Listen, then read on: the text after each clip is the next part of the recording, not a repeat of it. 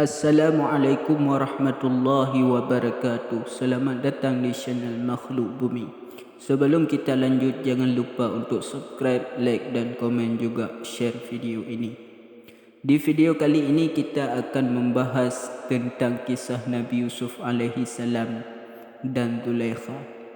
Nabi Yusuf alaihi salam dan Zulaikha adalah salah satu cerita yang paling terkenal dalam tradisi Islam, yang juga diceritakan dalam Al-Quran.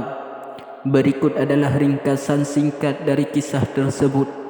Nabi Yusuf alaihi salam, yang dikenal karena keindahan dan ketampanannya, adalah salah satu dari 12 anak laki-laki Nabi Yaqub alaihi salam. Karena cemburu, saudara-saudaranya membuangnya ke dalam sumur, di mana ia kemudian ditemukan dan dijual sebagai budak ke Mesir. Di Mesir, Yusuf alaihi salam menjadi milik Al-Aziz, seorang pejabat tinggi. Zulaikha, istri Al-Aziz, terpikat oleh keindahan Yusuf alaihi salam dan mencoba menggoda dia. Namun Yusuf alaihi salam menolak dan tetap teguh pada prinsip moralnya. Ketika Zulaikha gagal memikat Yusuf alaihi salam, ia menuduhnya melakukan tindakan tidak senonoh yang menyebabkan Yusuf alaihi salam dipenjara. Selama di penjara, Yusuf alaihi salam dikenal karena kemampuannya menafsirkan mimpi. Setelah beberapa tahun, Raja Mesir bermimpi yang tidak bisa ditafsirkan oleh para penasihatnya. Mendengar tentang Yusuf alaihi salam, Raja memanggilnya dan Yusuf alaihi salam berhasil menafsirkan mimpi tersebut, yang memperingatkan tentang 7 tahun kelaparan yang akan datang. Yusuf alaihi salam kemudian diangkat menjadi menteri dan bertanggung jawab atas gudang-gudang di Mesir. Setelah bertahun-tahun, saudara-saudaranya datang ke Mesir untuk mencari makanan karena kelaparan di tanah mereka. Mereka tidak mengenali Yusuf alaihi salam, tetapi Yusuf alaihi salam mengenali mereka. Setelah serangkaian peristiwa, Yusuf alaihi salam akhirnya mengungkapkan identitasnya kepada saudara-saudaranya dan memaafkan mereka. Kisah ini berakhir dengan reunifikasi keluarga. Kisah Nabi Yusuf alaihi salam mengandung banyak pelajaran, termasuk pentingnya kesabaran, keadilan dan pengampunan. Ini juga menunjukkan bahawa Allah selalu bersama orang-orang yang sabar dan bertakwa. Kisah ini dianggap sebagai salah satu kisah terindah yang diceritakan dalam Al-Quran. Kisah Nabi Yusuf alaihi salam berlanjut dengan Yusuf alaihi salam yang telah menjadi menteri di Mesir, mengelola distribusi makanan selama masa kelaparan. Ketika saudara-saudaranya datang ke Mesir untuk kedua kalinya, Yusuf alaihi salam menyusun rencana untuk membawa adiknya Benyamin kepadanya. Dia menempatkan cawan miliknya dalam karung Benyamin dan kemudian menuduh mereka mencuri. Setelah cawan itu ditemukan dalam karung Benyamin, Yusuf alaihi salam menawarkan untuk mengambil Benyamin sebagai budak sebagai ganti cawan tersebut. Saudara-saudaranya menolak meninggalkan Benyamin dan menawarkan diri mereka sendiri sebagai ganti.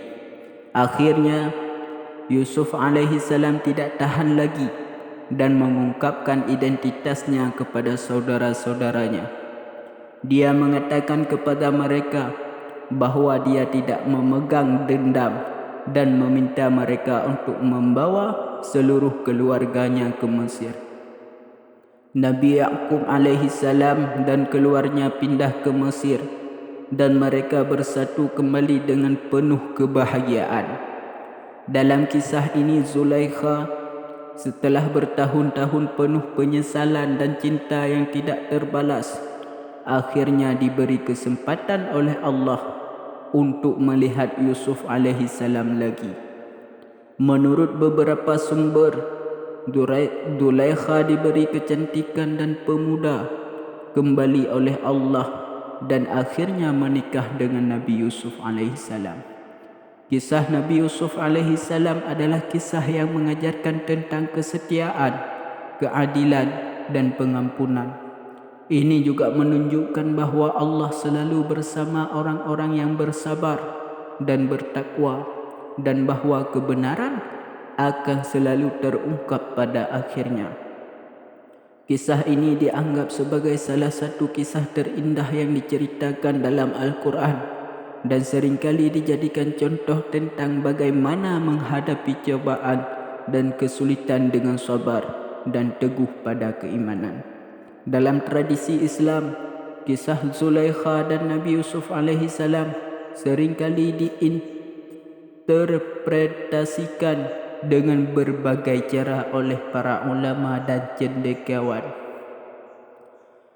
Menurut beberapa interpretasi, setelah bertahun-tahun penyesalan dan kesedihan karena cintanya yang tidak terbalas, Zulaikha diberi kesempatan oleh Allah untuk bertemu kembali dengan Yusuf alaihi salam.